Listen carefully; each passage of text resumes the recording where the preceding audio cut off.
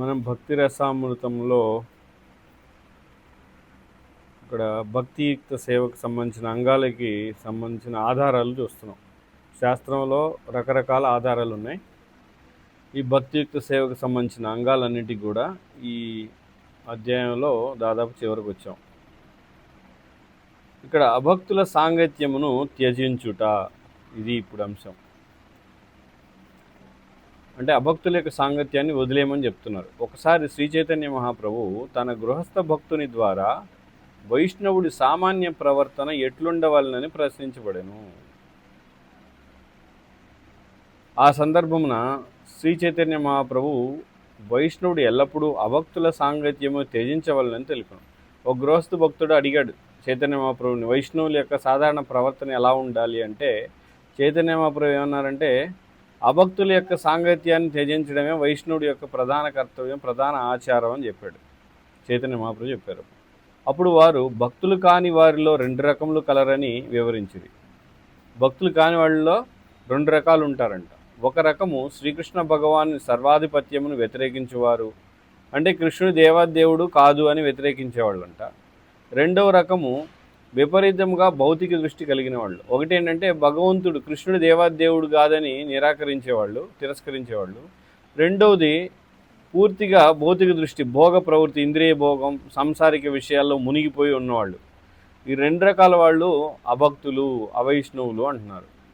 అనగా భౌతిక భోగముల వెంటబడు వారు మరియు భగవాను సర్వాధిపత్యము నిరసించువారు అవైష్ణవులు అనబడదు. కాబట్టి ఇంద్రియ భోగం, భౌతిక దృష్టి కలిగిన వాళ్ళు, కృష్ణుడు దేవాదేవుడు కాదనే వాళ్ళు ఇద్దరు కూడా అవైష్ణవులే. ఒకరు అటువంటి వారి సాంగత్యమును ఖచ్చితంగా పరిహరించాలి. కాబట్టి ఇటువంటి వాళ్ళ సాంగత్యాన్ని ఎవరైతే మనం సాధకులం, సాధన చేయాలనుకుంటామో, భక్తిలో పురోగమించాలనుకునే వాళ్ళు ఖచ్చితంగా వాళ్ళని వదిలేయాలి. అటువంటి వాళ్ళ సాంగత్యంలో ఉండకూడదు. ఒకవేళ వాళ్ళకి వీలైనంత దూరంగా ఉండాలి. ఒకవేళ ఏదైనా పని ఉంటే ఊరికే ఆ సందర్భంలో పని గురించి మాట్లాడి పక్కకు వచ్చేయాలి తప్ప వాళ్ళతో ఎక్కువ సమయాన్ని గడపడం, వాళ్ళతో ఉండడం, వాళ్ళతో మాట్లాడడం, చర్చించడం, కలిసి భుజించడం, తిరగడం లాంటివి ఏవీ చేయకూడదు.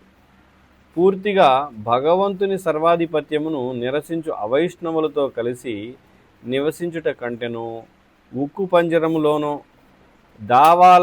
దావానలము నడుమను జీవించుటకు బలవంతము చేయబడినను అదియే మేలని కాత్యాయన సంహితలో చెప్పబడింది. కాత్యాయన సంహితలో ఏమనుంది? అభక్తులు కాని వాళ్ళతో ఉండడం, వాళ్ళ సహచర్యం కంటే కూడా ఉక్కు పంజరంలో కానీ లేదా పెద్ద అంటే అడవిలో మంటలు మండుతున్న అడవిలో మధ్యలో ఉన్నా పర్లేదు, కానీ అభక్తులతో ఉండకూడదంట. ఇంకా ఎందుకు ఇలా చెప్తున్నారంటే, ఒకవేళ మనం పంజరంలో ఉంటే, ఉక్కు పంజరంలో మనకి దుఃఖం అనుభవిస్తాం కానీ మన చైతన్యం పాడవదు. అదే అడవి మధ్యలో ఉన్నా కూడా మనం చనిపోవచ్చాము కానీ మన చైతన్యం పాడవదు. కానీ అభక్తులతో ఉంటే మన యొక్క చైతన్యం పాడైపోతుంది. అంటే లేనిపోని అనవసరమైన కోరికలు మన మనసులో వచ్చేస్తాయి. అదేవిధముగా విష్ణు రహస్యములోను భౌతిక కోరికలతో ప్రేరేపించబడినట్టి వ్యక్తులతో మరియు వివిధ దేవతలను ఆరాధించు వ్యక్తులతో సాంగత్యము కంటెను ఒక సర్పముతో పెద్ద పులినో ముసలినో ఆలింగనం చేసుకున్నట వాంఛనీయమని అట్టి వ్యాఖ్యకు అర్థం. ఇంకా విష్ణు రహస్యంలో ఏమని చెప్పబడింది? భౌతిక కోరికలతో ప్రేరేపించబడినట్టు, అంటే పూర్తిగా ఇంద్రియ కోరికలతో ఉన్న వ్యక్తులతో ఉండడం కంటే, లేదా అటువంటి వాళ్ళు ఎవరితో ఉంటారు? వివిధ దేవతలను ఆరాధిస్తూ ఉంటారు, భౌతిక కోరికలతో ఉంటారు. వివిధ దేవతలను ఆరాధించే వాళ్ళతో కానీ భౌతిక కోరికలతో ఉన్న వాళ్ళతో కానీ మనం సాంగత్యం చేయకూడదంట. అలాంటి సాంగత్యం కంటే ఒక పాముతో కలిసి ఉండడం. ఎందుకని పాము అయినా మనం చంపేస్తుంది, మన చైతన్యాన్ని పాడు చేయదు. లేదా పెద్ద పులి, అది కూడా చంపుతుంది. మొసలిని కూడా మనం కౌగిలించుకుంటే అది మనల్ని తినేస్తుంది, కానీ మన చైతన్యాన్ని పాడు చేయదు అది. కానీ ఈ అభక్తులు, భౌతిక కోరికలతో ఉన్నవాళ్ళు, దేవతా ఆరాధకులు ఏం చేస్తారు? వాళ్ళ యొక్క కోరికలు మనపై ప్రభావితం చూపి మన చైతన్యం పాడయి మనలో కూడా భౌతిక కోరికలు మొదలవుతాయి. కాబట్టి అది చాలా పెద్ద నష్టం చేకూరుస్తుంది మనకి. అది ఇక్కడ అందుకని వద్దంటున్నారు.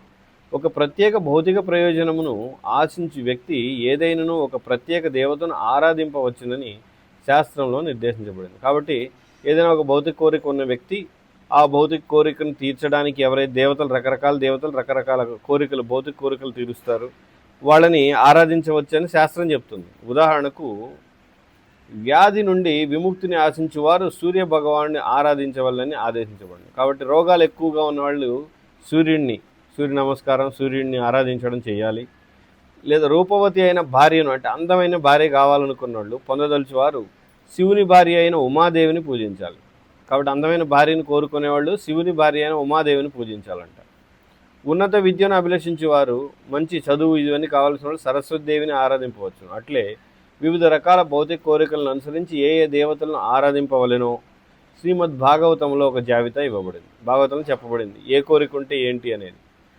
కానీ అట్టి దేవతారాధకులందరూ వారు ఎంతటి గొప్ప భక్తులుగా ఆయా దేవతలను ఆరాధించను అభక్తులుగానే పరిగణించబడదు.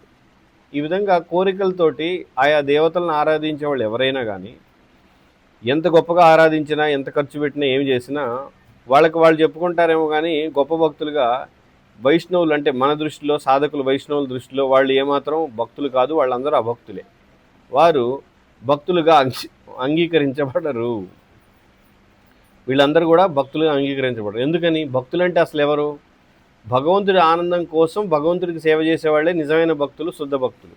కాబట్టి ఇక్కడ వీళ్ళు దేవతలను ఆరాధిస్తూ భౌతిక కోరికలతోటి వాళ్ళని ఆరాధిస్తే వాళ్ళు ఎలా భక్తులు అవుతారు?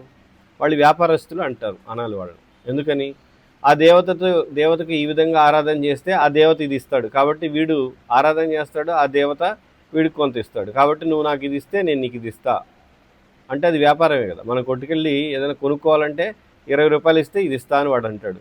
ఇది ఫలానా వస్తువు కావాలంటే ఇది 100 రూపాయలు, ఇది 200 ఇస్తే ఇస్తా అంటాడు. అంటే మనం ఏదో ఇస్తే వాడేదో ఇస్తాడు. అదేవిధంగా ఇక్కడ దేవతలు కూడా అదే జరిగేది. ఏంటి? వీడు తపస్సు చేసి వాళ్ళకి ఏదో వ్రతం పూజలు చేస్తే వాళ్ళు ఏదో ఇస్తారు. కాబట్టి ఇది భక్తి ఎలా అవుతుంది? మాయావాదులందరూ చేరుకొని గమ్యం ఒకటేనని, భగవంతుని ఏ రూపమునైనను మరియు ఏ దేవత రూపమునైనను ఆరాధించవచ్చునని, పర్లేదని చెబుతుందరు. మాయావాదులు ఏమంటారు? ఎవరిని పూజించినా ఎక్కడికైనా అందరూ చేరుకునేది ఒకటే గమ్యం, కాబట్టి మీరు మీకు నచ్చిన దేవతని, నచ్చిన వాళ్ళని, నచ్చిన దేవుణ్ణి, ఎందుకంటే దేవుళ్ళు చాలామంది ఉన్నారని వాళ్ళు ఎవరైనా దేవుడే, అంతా ఒకటే అంటారు. కానీ వివిధ దేవతలను ఆరాధించు భక్తులు సహజముగానే ఆయా దేవతల లోకములను మాత్రమే చేరుకొందురని, దేవాదేవుని భక్తులు మాత్రమే భగవద్ధామం చేరుకొందురని భగవద్గీతలో కృష్ణుడు చెప్తున్నాడు. 9వ అధ్యాయం 25లో యాంతి దేవవ్రతా దేవాన్ పితృన్ యాంతి పితృవ్రత భూతాని యాంతి భూతేజ్యో యాంతి మధ్యాజినోపి మామని స్పష్టంగా ఎవరిని పూజిస్తే వాళ్ళ లోకాలకు వెళ్తారని కృష్ణుడు చెప్తే, వీళ్ళు మాత్రం మీరు ఎవరినైనా పూజించండి చివరికి అందరూ ముక్తి పొందుతారని చెప్తుంటారు ఎవరు? ఈ మాయావాదులు. కాబట్టి వాళ్ళు ఏంటంటే మాయావాదులు అని ఎందుకు అంటున్నామంటే వాళ్ళు మాయకు లోనయ్యారు, భ్రమకు లోనైన వాళ్ళు అందరూ కూడా. నిజమునకు దేవతారాధకులు భగవద్గీతలో నిరసించబడేది. 7వ అధ్యాయం 20లో దేవతారాధకులు నిరసించబడ్డారు. కామైస్తైస్థిత జ్ఞాన ప్రపద్యతే అన్య దేవత, అంటే ఎవరికైతే భౌతిక కోరికలు ఉంటాయో వాళ్ళు ఇతర దేవతల్ని ఆరాధిస్తుంటారు, వాళ్ళకి శరణాగతి పొందుతుంటారు అని చెప్పారు. భౌతిక వాంఛలచే వారి బుద్ధి కప్పబడి వారు వివిధ దేవతారాధనలను అవలంబించుదురు. కామైస్తైస్థిత జ్ఞాన ప్రపద్యంతే అన్య దేవత. కనుకనే విష్ణు రహస్యములో ఈ అన్య దేవతారాధకులతో సాంగత్యము కంటెను క్రూర జంతువులతో కలిసి జీవించడం ఉత్తమమను వాక్యతో తీవ్రముగా నిరసించబడింది. అది మనం చెప్పుకున్నాం. ఏంటది? ఈ అభక్తులతో ఉండడం కంటే క్రూర జంతువులతో ఉండడం మంచిది. తర్వాత అంశం, అనర్హులను శిష్యులుగా అంగీకరింపకుండా అధికముగా దేవాలయంలో నిర్మించుట, నానా గ్రంథములను చదువుట, ఇవన్నీ కూడా చేయకూడదంట. అంటే అనర్హులను శిష్యులుగా చేసుకోకూడదు, అధికంగా దేవాలయాలను నిర్మించకూడదు, నానా గ్రంథాలను అంటే భక్తికి అవసరం లేని గ్రంథాలన్నీ లేదా ఎక్కువ గ్రంథాలు, ఎక్కువ పురాణాలు చదవడం అనేది చేయకూడదంట. మరొక నిషేధం ఏమనగా ఒకరికి అనేక మంది శిష్యులు ఉండవచ్చు, కానీ అతడు వారితో ఎవరి పట్లను ప్రత్యేక కృతజ్ఞతతో లేక ప్రత్యేక ఫలితం నాశించి ప్రవర్తించరాదు. ఒక భక్తుడికి లేదా సన్యాసికి శిష్యులు చాలామంది ఉండొచ్చు, 100 మంది 1000 మంది, కానీ వాళ్ళలో ఏ ఒక్కరితోనో ప్రత్యేకంగా కృతజ్ఞత కలిగి, ఈ భక్తుడు నాకు ప్రతి నెల 10,000 ఇస్తాడు కాబట్టి ఇతనికి నేను ఎక్కువ కృప చూపిస్తాను, అతనితో మాట్లాడతాను, లేదా అతను నా దగ్గరికి రానిస్తాను, మిగతా వాళ్ళు నాకేమీ ఇవ్వట్లేదు కాబట్టి వాళ్ళతో ఎక్కువ సమయం గడపను, ఊరికే వాళ్ళు వచ్చి వెళ్తారంతే, దీక్షిస్తాను, కానీ వాళ్ళతో నాకు పెద్దగా పని లేదు అనే భావనతో ఉంటే వాడు పతనం అయిపోతాడు. అట్లే ఒకరు నూతన దేవాలయాల నిర్మాణముల పట్ల అధిక ఉత్సాహమును ప్రదర్శించరాదంట. కాబట్టి ప్రచారకులు, ముఖ్యంగా శుద్ధ భక్తులు వీళ్ళందరూ కూడా సన్యాసులు ఏంటి, నూతన దేవాలయాల నిర్మాణం పట్ల అధిక ఆసక్తిని చూపించకూడదంట. భక్తియుక్త సేవకు దారితీయు పుస్తకములను తప్ప అవసరం లేని వివిధ గ్రంథములను చదువుట్లో ఉత్సాహమును ప్రదర్శించారు. కాబట్టి మన భక్తికి సంబంధించిన గ్రంథాలు, భక్తిలో పురోగమించడానికి, ఉదాహరణకి మనం చూస్తే మన సంప్రదాయంలో బయట ఇతరులు చాలామంది మహాభారతాన్ని చదువుతూ ఉంటారు, మహాభారతాన్ని. కానీ మనకి చైతన్య మహాప్రభు కానీ లేదా మన ఆచార్యులు కానీ ఎవరు కూడా మహాభారతాన్ని చదవమని మనకు చెప్పలేదు. కాబట్టి మనం మహాభారతాన్ని ఖచ్చితంగా చదవాలనే నియమం మనకేమీ లేదు. కానీ మనకి ఖచ్చితంగా చదవాల్సిన గ్రంథాలు కొన్ని ఉన్నాయి. భగవద్గీత, భాగవతం, చైతన్య చరితామృతం లాంటి భక్తికి సంబంధించిన గ్రంథాలు. అలాగే ఉపనిషత్తులు 108 ఉన్నాయి. 108 ఉపనిషత్తులు మనకు అవసరం, అవన్నీ మనం చదవాలా? ఆచార్యులు ఎవరు చెప్పలేదు అన్నీ చదవాల్సిందే అని. లేదా 18 పురాణాలు చదివి తీరాల్సిందే, లేదా రామాయణం ఖచ్చితంగా మనకు వచ్చి ఉండాలి అంటే, రామాయణం భక్తికి సంబంధించిన గ్రంథమే కాబట్టి మనం చదవచ్చు, కానీ ఖచ్చితంగా అనేది చెప్పలేదు మనకి మన సంప్రదాయంలో. కానీ చదవచ్చు. కానీ కొన్ని గ్రంథాలు ఉన్నాయి, ఉదాహరణకి 108 ఉపనిషత్తులు. అన్ని ఉపనిషత్తులు మనకు అవసరం లేదు. ఈశోపనిషత్తు మనకి ఇచ్చారు. అలాగే కొన్ని ఉపనిషత్తుల్లో కొన్ని ఆధారాలు ఇచ్చారు. కానీ మిగతా ఉపనిషత్తుల గురించి అసలు మనకి ఎక్కడ ప్రస్తావన రాని ఉపనిషత్తులు, లేదా పురాణాలు, లేదా తామసిక రాజసిక పురాణాలు, వాటిని చదవాలని కూడా లేదు. కానీ మనం వాటి చదువుతూ గొప్ప పండితుడిగా చలామణి అవడం కోసం ప్రయత్నిస్తే భక్తిలో పతనం చెందుతాం. నిజమునకు ఒకరు భగవద్గీతను, శ్రీమద్ భాగవతమును, శ్రీ చైతన్య మహాప్రభు బోధామృతం, ఈ భక్తిరసామృతమును జాగ్రత్తగా పఠించడం చాలు. కాబట్టి ఇక్కడ ప్రభుపాద స్పష్టంగా చెప్తున్నారు. ఏమని చెప్తున్నారు? మనకి ఏ గ్రంథాలు అవసరం, కనీసం వేటి ద్వారా మనం కృష్ణ ప్రేమను పొందొచ్చు? భగవద్గీత, భాగవతం, చైతన్య మహాప్రభు బోధామృతం, భక్తిరసామృతం, ఇవి చదివినా చాలా అంటున్నారు. దీంతో పాటుగా చైతన్య చరితామృతం. అది అతనికి కృష్ణ చైతన్య శాస్త్ర అవగాహన జ్ఞానమును అందించు. ఇవన్నీ ఏం చేస్తాయి? కృష్ణ చైతన్య అవగాహనని ఇస్తాయి అన్నమాట ఈ గ్రంథాలు. ఒకరు నానా గ్రంథములు చదువుట కొరకై శ్రమించిన అవసరం లేదు. కాబట్టి అనేక రకాల గ్రంథాలు చదవడం ఈ మధ్య కొత్త ఫ్యాషన్ అయిపోయింది. చాలామంది కృష్ణ చైతన్యం ఏంటంటే రకరకాల పురాణాలు, రకరకాల కథలు చెప్పి జనాల్ని ఎంటర్టైన్ చేయడం, జనాల్ని బాగా ఎంటర్టైన్ చేస్తూ కొత్త కథలు సృష్టిస్తూ ప్రచారకులు చేస్తున్నారు. అదంతా వాళ్ళు భక్తిలో పతనానికే నాంది అనమాట. ఎవరైతే అలా చేస్తారో వాళ్ళు భక్తి నుంచి వైదొలుగుతారు, కీర్తి ప్రతిష్టల్లో పడిపోతారు, ఇలాగా జనులను తప్పుదారి పట్టిస్తూ ఉంటారు. ఇవన్నీ అవసరం లేదు. ఎందుకంటే మనకి భగవద్గీత, భాగవతం ఈ గ్రంథాలు ఏదైతే ఆచార్యులు ఇచ్చారో అవే చదవాలి తప్ప రకరకాల పురాణాల నుంచి రకరకాల కథలు తీసుకురావడం, అవి చెప్పడం, జనంలో ఒక గొప్ప ప్రచారకుడిగా చలామణి అవ్వడం, ఇవన్నీ కూడా వాడు పతనం అవ్వడానికి నాంది అనమాట. అంటే మొదలైనట్టు వాడు పతనం అవుతున్నాడని. అంటే మనం స్థూలంగా అతను భక్తి నుంచి బయటికి వెళ్ళకపోవచ్చు, కానీ భక్తిలో ఉంటూనే సాధకుడిగా చలామణి అవుతూనే కృష్ణ చైతన్యంలో కాకుండా ఏదో భౌతికంగా నీతి కథలు, మంచి సూక్తులు ఇట్లాంటివి చెప్తూ టైంపాస్ చేస్తూ ఉంటారన్నమాట. అది కూడా పతనం చెందడమే. విలువైన జీవితాన్ని కృష్ణనామానికి, హరినామం సంకీర్తనలో పాల్గొనకుండా నీతి సూక్తులు లేదా ధర్మ సూక్ష్మాలు ఇవన్నీ ఏదేదో చెప్తూ భక్తి చేయకపోతే అది పతనమే. కానీ వాళ్ళకి తెలియదు. వాళ్ళు ఏమనుకుంటారు, నేను భక్తే చేస్తున్నాను, నేను అందరికి కృష్ణ చైతన్యం నేర్పిస్తున్నాను అని. శ్రీమద్ భాగవతం 7వ స్కందం 13వ అధ్యాయం 8వ శ్లోకంలో నారదముని యుధిష్ఠిర మహారాజుతో మానవ సమాజంలోని వివిధ వర్ణాశ్రమాల ధర్మములను వర్ణిస్తూ ముఖ్యముగా ఈ భౌతిక జగత్తును త్యజించిన సన్యాసులకు సంబంధించిన నియమాలను ఇట్లు వర్ణించారు. కాబట్టి ఇక్కడ నారదముని యుధిష్ఠిరుడితోటి సన్యాసుల గురించి చెప్తున్నారు. సన్యాసాశ్రమ జీవితమును స్వీకరించిన వ్యక్తి అనర్హుడైన వ్యక్తిని శిష్యునిగా స్వీకరించారు. కాబట్టి సన్యాసి అయిన వ్యక్తి అనర్హుని, అర్హత లేనివాడిని శిష్యుడిగా స్వీకరించకూడదు. ముందుగా ఆ సన్యాసి తనకు శిష్యుడు కాదలిచే వ్యక్తి కృష్ణ చైతన్య అన్వేషకుడో కాదో పరీక్షించాలి. ఎవరైనా ఒక సన్యాసి దగ్గరికి వచ్చి నేను శిష్యుడిని అవుతానంటే మొట్టమొదటి ఆ సన్యాసి ఏం చేయాలి? అసలు ఈ వచ్చిన వ్యక్తికి నిజంగా కృష్ణ ప్రేమ అన్వేషణలో కృష్ణ భక్తి కోసం వచ్చాడా, లేదా ఊరికి ఏదో సరదాగా మంచిది దీక్ష తీసుకుంటే మంచిది ఏదో ఒక గురువు కావాలని వచ్చాడా, అసలు ఎందుకు వచ్చాడు అనేది పరీక్షించాలండి.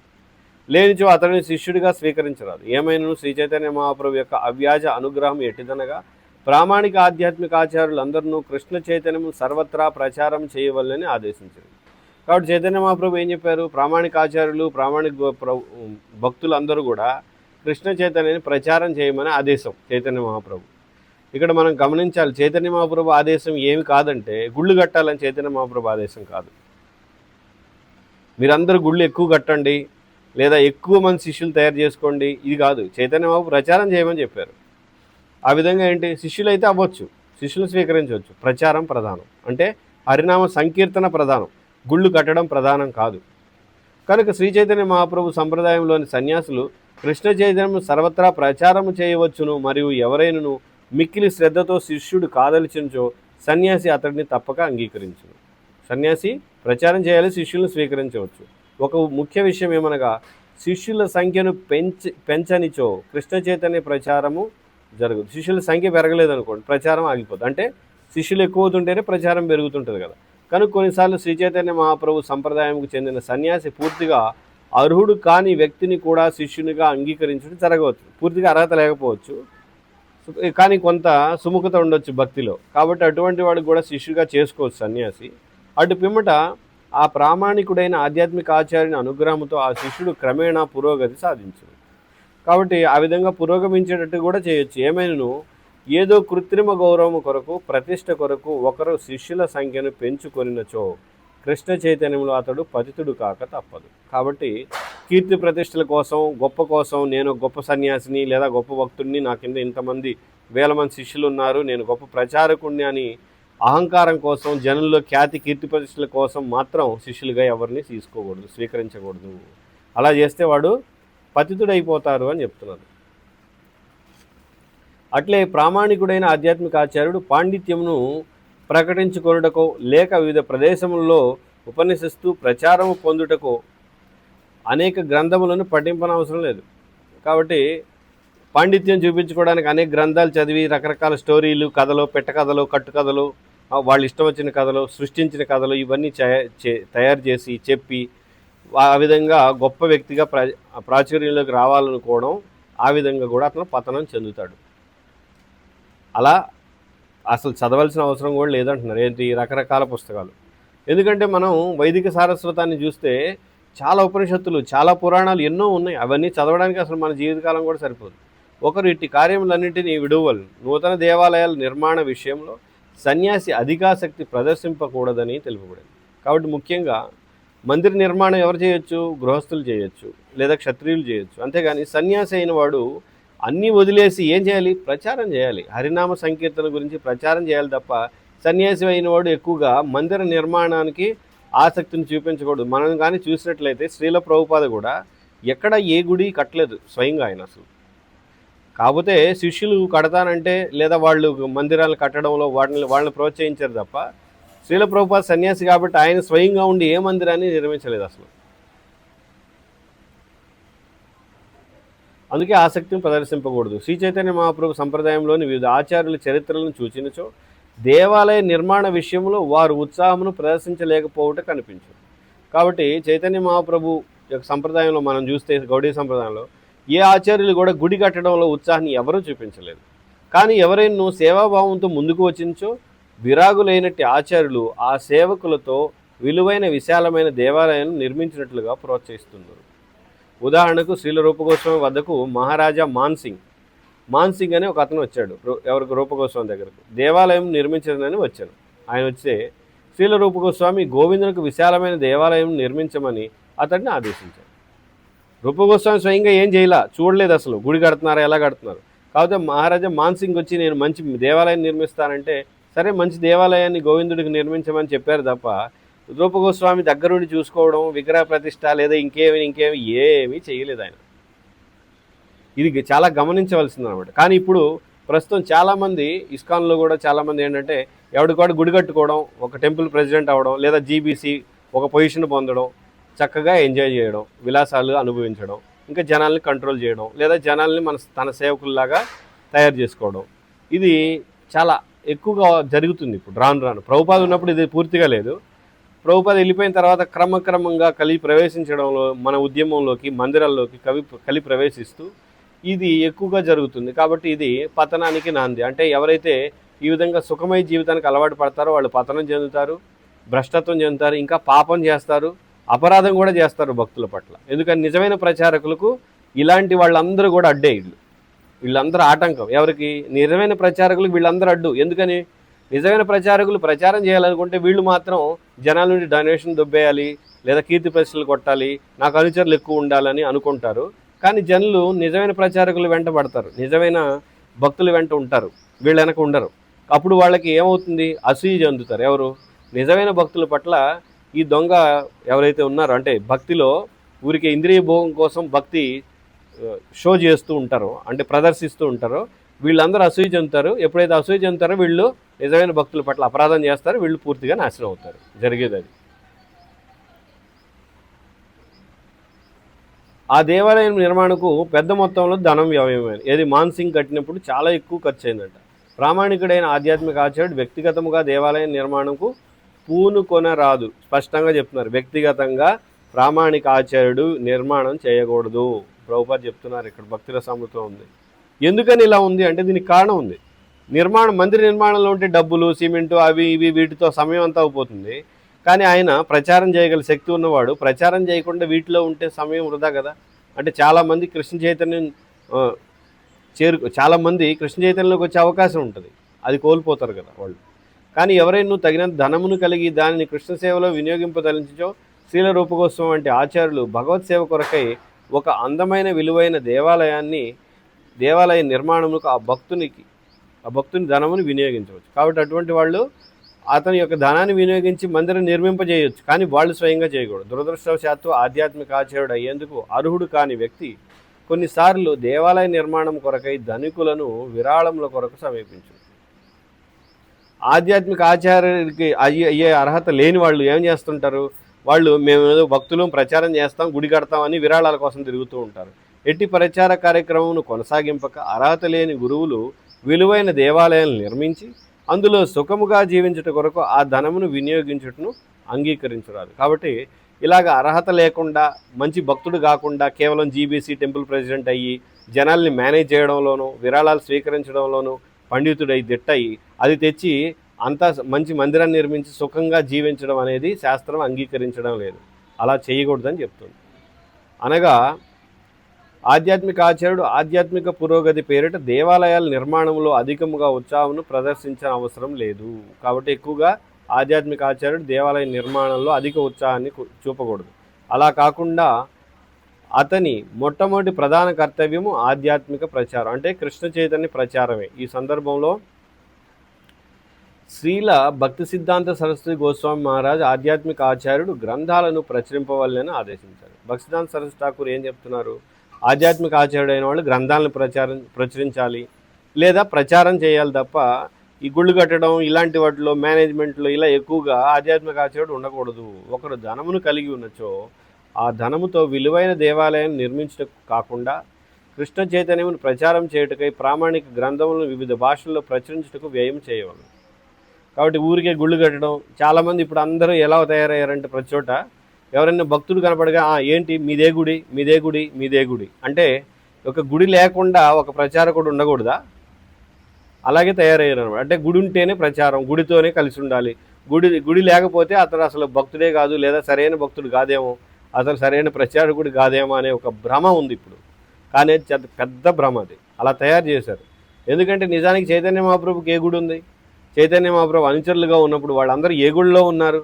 ఇళ్లలోనే ఉన్నారు, కీర్తన చేస్తూ ఉన్నారు, హరినామం చేయడం, భాగవతం భగవద్గీత చదవడం, కలిసి సంకీర్తన చేయడం, జపం చేసుకోవడం, ఇది ప్రధానం. కాబట్టి గుడి అనేది ఈ కార్యక్రమాలకి మనకి ఉత్సాహం, ఈ కార్యక్రమాలు చేసుకోవడానికి ఒక ఉత్సాహాన్ని ప్రేరణగా ఉండడం కోసం గుడి ఉంది. కానీ ఇవన్నీ చేసుకోవడానికి గుడే తప్పనిసరి, గుడి లేకపోతే ఇవేం చేయకూడదని ఎక్కడ లేదు. సాధారణ వ్యవహారంలో నిష్కపటత్వము, లాభ నష్టములో సమతుల్యత. కాబట్టి సాధారణ వ్యవహారాల్లో కపటం లేకుండా ఉండాలంట, లాభ నష్టాల్లో రెండింటిని కూడా సమానంగా స్వీకరించాలి భక్తులు అని చెప్తున్నారు.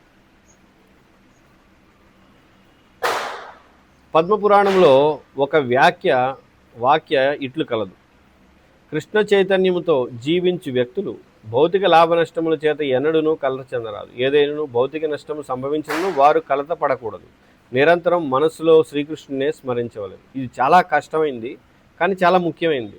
ఎందుకంటే మనకి ఈ భౌతిక లాభ నష్టాల ద్వారా కలత చెందకూడదు, లేదా భౌతిక లాభం కోసం తప్పించడం, లేదా భౌతిక నష్టం వస్తే శోకించడం మంచిది కాదు. ఇది నామాపరాధాల్లో ఒకటి కూడా. ఏంటి? భగవన్నామ మహిమను విన్న తర్వాత కూడా ఐహిక బంధాల్లో చిక్కుని ఉండడం అనేది 10వ నామాపరాధం. కాబట్టి భక్తులైన వాళ్ళు ఈ భౌతికమైన విషయాల్లో లాభం, ముఖ్యంగా చాలామంది భక్తులు ఈనాటికి కూడా దౌర్భాగ్యం ఏంటంటే దీక్ష తీసుకున్న వాళ్ళు కూడా ఏం చేస్తున్నారంటే ఎంతసేపటికి డబ్బు, ఎంత డబ్బు వస్తుంది, ఎన్ని ఇళ్ళు ఉన్నాయి, ఎన్ని ప్లాట్లు ఉన్నాయి, ఎంత ఆదాయం వస్తుంది తప్ప, అరే నేను దీక్ష తీసుకున్నాను, ఇవన్నీ ఎందుకు నాకు, నా పిల్లలు వాళ్ళకి పెళ్ళయింది, నా బాధ్యతలన్నీ అయిపోయినాయి, నేను వానప్రస్థం తీసుకొని ఎక్కడో చోట కూర్చొని జపం చేసుకుంటాను అని లేదు. దీక్ష తీసుకున్నా కూడా వాడికి మనవాళ్ళు వచ్చినా కూడా ఇంకా అక్కడే చస్తూ ఉంటారు వాళ్ళు. కాబట్టి అటువంటి వాళ్ళు కృష్ణ ప్రేమ అసలు రాదు వాళ్ళకి, ఎందుకంటే వాళ్ళకి భౌతిక ఆసక్తి ఉంది కాబట్టి. కనుక ఈ భౌతిక ఆసక్తి ఉండకూడదు అని ఇక్కడ స్పష్టంగా చెప్తున్నారు. లాభ నష్టాల విషయం కానీ, లేదా నా మనవళ్ళకి ఇవ్వాలి, నా కొడుకులకి ఇవ్వాలి, వాళ్ళకి ఇంకా డబ్బు రావాలి, వాళ్ళు చక్కగా సెటిల్ అవ్వాలి, వాళ్ళు సుఖంగా జీవించాలి అనుకోవడం పెద్ద భ్రమ. అదంతా ఆ భ్రమలోనే ఉన్నారు. దీక్ష తీసుకుంటే ఏం ప్రయోజనం? దీక్ష అయినంత మాత్రాన గోలోకానికి ఎవరు వెళ్ళరు, లేదా ఇక్కడ దీక్ష అవ్వగానే గోలోకంలో మనకి సీట్ ఏం రిజర్వ్ చేయరు. దీని తాత్పర్యం ఏమనగా జీవులందరూ ఎల్లప్పుడూ భౌతిక కార్యకలాపాలను గురించిన ఆలోచనలోనే మునిగి ఉండరు. అట్టి ఆలోచనల నుండి అతడు విముక్తిని సాధించి పూర్తి కృష్ణ చైతన్యం వైపుకు మరలవల్లు. పూర్వం మేము వివరించినట్లు కృష్ణ చైతన్యంలోని ప్రధాన విషయము నిత్యము శ్రీకృష్ణునే స్మరించుట. కాబట్టి కృష్ణ చైతన్యంలో ప్రధానమైన విషయం ఏంటి? స్మర్తవ్యం సతతం విష్ణు, విస్మర్తవ్యం నా జాతుచిత్. కాబట్టి కృష్ణుని నిరంతరం స్మరించడమే ప్రధానం. ఆ స్మరించడం కోసమే ప్రతిరోజు 16 మాలు జపించడం, కీర్తన చేయడం, మంగళారతి, ఇవన్నీ. చివరికి స్మరణ జరగాలి ఎప్పుడు? మరణ సమయంలో. అంత్యకాలేచ మామేవ స్మరణ ముక్తా కలయ, స్మరణ జరగాలి అని కృష్ణుడు చెప్తున్నాడు. అంతే. భౌతిక కష్టం సంభవించినప్పుడు కలచందరాదు. అంతేకాకుండా తన మనసును దేవాదేవుని పాదపద్మములపై కేంద్రీకరించాలి. భక్తుడు శోకముకు కానీ భ్రాంతికి కానీ వసుడు కారాదు. కాబట్టి ఈ శోకం భ్రాంతికి వసుడు కాకుండా ఉండాలంటే మనకి మన యొక్క బుద్ధి దృఢమై ఉండాలి. బుద్ధి ఎలా ఉండాలి? దృఢమైన బుద్ధి, మంచి జ్ఞానం కలిగి ఉండాలి. ఈ సంసారం పట్ల, సంసారం తాత్కాలికం, దుఃఖాలయం, అశాశ్వతం అనేది స్థిరంగా మన మనసులో ఉంటే, మన బుద్ధిలో నిలబడితే అప్పుడు ఈ భ్రాంతి శోకం గురికాం. కానీ దుఃఖాలయం, అశాశ్వతం అనేది కానీ మనం మర్చిపోతే ఎప్పుడు దుఃఖమే మనకి, ఎప్పుడు భ్రాంతి, ఆందోళన చెందుతూ ఉంటాం. ఈ విషయంలో పద్మపురాణంలో ఒక వాక్యం ఇట్లు కలదు: శోకముకు క్రోధముకు వసుడైన వ్యక్తి హృదయంలో శ్రీకృష్ణుడు సాక్షాత్కరించుటకు అవకాశం ఉన్నది. కాబట్టి ఎవరైతే శోకం అంటే శోకిస్తూ ఉంటారో, లేదా కోపం పడుతూ ఉంటారో, దుఃఖం, క్రోధం ఈ రెండు ఉన్న వాళ్ళ హృదయంలో కృష్ణుడు ఉండడు. కృష్ణుడు సాక్షాత్గా అంటే కృష్ణుడు కనపడ్డు. వాళ్ళ హృదయంలో కృష్ణుని స్మరించడానికి, కృష్ణుని కీర్తించడానికి వాళ్ళకి ఉత్సాహం కూడా ఉండదు. శోకం, క్రోధములు ఉండే వాళ్ళకి. దేవతలను అగౌరవపరచరాదు. ఇంకోటి ఏంటి అంశం? దేవతలను అగౌరవపరచకూడదంట. ఒకరు దేవతల పట్ల తగిన గౌరవం ప్రదర్శించే విషయంలో నిర్లక్ష్యం వహించరాదు. కాబట్టి దేవతలను అగౌరవం చేయకూడదు. మనం ఎప్పుడైనా అనుకోకుండా ఏదైనా పరిస్థితిలో దేవతల మందిరాలకు కానీ వెళ్తే, లేదా దేవతలను కానీ చూస్తే, వాళ్ళ ఆరాధన లేదా అర్చన, వాళ్ళ యొక్క ఊరేగింపులు ఉంటే మనం గౌరవంగా వాళ్ళకి నమస్కారం లాంటివి చేయాలి, గుడికి వెళ్తే ప్రణామం చేయాలి తప్ప వాళ్ళని అగౌరవంగా వాళ్ళెంతలే, నేను కృష్ణ భక్తుడిని, వీళ్ళెంత తుచ్చమైన వాళ్ళు, వీళ్ళు దేవతలు, ఆఫ్టర్ ఆల్ కృష్ణుడి యొక్క దాసులు వీళ్ళు, నాకు వీళ్ళతో సంబంధం ఏంటి, అసలు వీళ్ళెంత, వీళ్ళ బ్రతికెంత, వీళ్ళు ఉంటే ఏంటి లేకపోతే ఏంటి, నాకు కృష్ణుడే నేరుగా సంబంధం ఉంది, నేను రోజు హరినామం చేస్తాను అనే భావన వదలాలి. ఆ భావన ఉంటే అది అపరాధం. దానితో వారి పట్ల అగౌరవం ప్రదర్శించుట తగదు. ఉదాహరణకు ఒక వైష్ణవుడు శివుడికి కానీ బ్రహ్మకు కానీ భక్తుడు కాడు. వైష్ణవుడు అయినప్పుడు శివుడు భక్తుడు అవుతాడా, లేదా శివుడిని కీర్తిస్తూ ఉంటాడా రోజు, లేదా బ్రహ్మను కీర్తించడం, బ్రహ్మకు భక్తుడు అవ్వడం ఉండదు. ఏమైనా అట్టి ఉన్నత స్థితిలో ఉన్న దేవతల పట్ల గౌరవం చూపుట అతని విధి. కానీ వాళ్ళు చాలా ఉన్నతమైన దేవతలు, బ్రహ్మ, శివుడు. కాబట్టి వాళ్ళ పట్ల మనం గౌరవాన్ని ప్రదర్శించాలి, వినయంగా ఉండాలి తప్ప వాళ్ళ పట్ల ధిక్కారం, వాళ్ళెంత అనేటువంటి చిన్న చూపు చూడడం అనేది జరగకూడదు. వైష్ణవ సిద్ధాంతములను అనుసరించి వైష్ణవుడు చిన్న చీమనైనను గౌరవింపవలసి ఉండదు. కాబట్టి వైష్ణవుడు చిన్న చీమను కూడా గౌరవిస్తాడు. ఎందుకని? అది కూడా జీవే, కృష్ణుడి అంశే. అలాంటిది బ్రహ్మ రుద్రాదుల గురించి ఇంక చెప్పేది ఏముంది? ఇక శివుడు, బ్రహ్మదేవుడు వంటి గొప్ప దేవతల దేవతల గురించి చెప్పేది ఏముంటుంది? వాళ్ళని ఖచ్చితంగా గౌరవించాలి. పద్మపురాణంలో ఇట్లా చెప్పబడ్డాం. శ్రీకృష్ణుడు లేక హరి దేవతలందరికీ యజమాని, కనుక అతడు ఎల్లప్పుడూ ఆరాధనీయుడు. దీని అర్థము ఇతర దేవతలను గౌరవించరాదని అర్థం కాదు. ఎందుకని? కృష్ణుడు, దేవతలందరూ కూడా కృష్ణుని ఆరాధిస్తారు. అలా అని వాళ్ళని అగౌరవపరచమని కాదు, లేదా దేవతలను అగౌరవంగా చూడడం అని, లేదా అవమానించమని, వాళ్ళని తక్కువ చేసి చూడడం అని, చిన్నచూపు చూడడం మంచిది కాదు.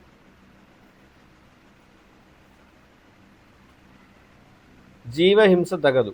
ఇది మహాభారతంలోని వాక్య. ఏంటి? ఎవరు ఏ ప్రాణిని కలతపరిచి మనసు నొప్పించకుండా ఉందురో, ప్రేమతో నిండిన తండ్రి తన పిల్లలను చూచుకున్నట్లు ఎవరు సర్వప్రాణులను చూచునో, ఎవరి హృదయం మిక్కిలి పవిత్రమో అట్టివారు అచిరకాలంలోని దేవాదేవుని అనుగ్రహముకు పాత్రులగుదురు. కాబట్టి ఏమంటున్నారు ఇక్కడ?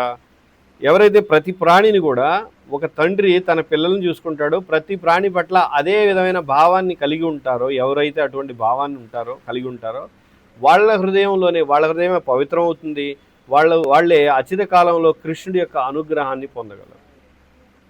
కాబట్టి ఏంటి? వైష్ణవుడు ఏంటి? పరదుఃఖ దుఃఖి కదా. కాబట్టి ఇతర దుఃఖాన్ని సహించలేడంట వైష్ణవుడు. అలాంటప్పుడు వైష్ణవుడు ఇతర దేవతలే కాదు, అసలు చిన్న చీమకు కూడా హాని చేయడానికి ఇష్టపడ్డు. ఏ జీవిని చంపడు, ఏ జీవిని హింసించడు, ఏ జీవికి కూడా ఆందోళన కలిగే విధంగా వైష్ణవుడు ప్రవర్తించడు. నేటి నాగరిక సమాజంగా పిలువబడు దానిలో కొన్నిసార్లు జంతువుల పట్ల క్రూరత్వమును నిరసిస్తూ ఆందోళన చేస్తుంటారు. ఏంటి? జంతువుల పట్ల క్రూరంగా ఉన్నారు అని ఆందోళన చేస్తూ ఉంటారు, కుక్కలను కాపాడాలి అది ఇదని. కానీ మరొక వైపు కోళ్ళని చంపుతారు, గొర్రెలను చంపుతారు, లేదా కుందేళ్ళని, రకరకాల పక్షుల్ని చంపుకొని తింటారు. ఇదేంటి? ఇదేమి జాలి, ఇదేమి దయ? ఏం అర్థం లేదు. అది అర్థం లేనిది అర్థమయ్యేది. జంతువుల్ని కాదు, అసలు మనుషులే చంపేసుకుంటున్నారు. అదే సమయంలో నిత్యము జంతువులను వధించు వధ్యశాలలు మాత్రం యథావిధిగా నడుపుతూ ఉంటారు. కొన్ని జంతువుల పట్ల కృప అంటారు, కొన్ని జంతువులనేమో ఇప్పుడు చంపడానికి కబేళాలను నిర్వహిస్తూ ఉంటారు. వైష్ణవుడు అట్లు కాదు. వైష్ణవుడు ఎన్నడూను జంతువు వధను మాత్రమే కాదు, ఏ జీవికి కూడా కష్టమును కలిగించడను సమర్థించు. వైష్ణవుడు ఒక్క జీవి కాదు, అసలు ఏ సృష్టిలో ఏ ఒక్క జీవికి కూడా దుఃఖాన్ని, ఆందోళనని, కష్టాన్ని కలిగించకూడదు. ఇంకా వైష్ణవుడు ఎప్పుడు కూడా ఇతర జీవులను చంపడానికి నాకు ఎటు అర్హత లేదు, అసలు ఏ జీవిని చంపడానికి ఎవరికీ అర్హత లేదు. ఒకవేళ అది జంతువు అయితే, ఉదాహరణకి పులి అయితే ఇతర జీవులను చంపుకొని తినే అర్హత దానికి ఉంది, ఎందుకంటే దాని ఆహారం అది. అలాంటిది తప్ప మానవులైన మనకి ఎవరిని చంపడానికి అర్హతే లేదు చెప్పాలంటే. కాబట్టి ఇక్కడ చెప్పిన ఇవన్నీ కూడా మనం పాటించవలసినవి. ఇవన్నీ చిన్న చిన్న విషయాలుగా ఉండొచ్చు, కానీ ఇవన్నీ పాటించిన వాడే శుద్ధభక్తుడు అవుతాడు. శుద్ధభక్తుడైన వాడు ఇవి సహజంగా అతనిలో కనబడుతూ ఉంటాయి, ఈ లక్షణాలన్నీ. హరే కృష్ణ. ఎవరికైనా ఏం లేవు కదా? భక్తిరసామృత సింధుకి జై, శ్రీల రూప గోస్వామికి జై, శ్రీ చైతన్య మహాప్రభుకి జై, శ్రీల ప్రభుపాదకి జై.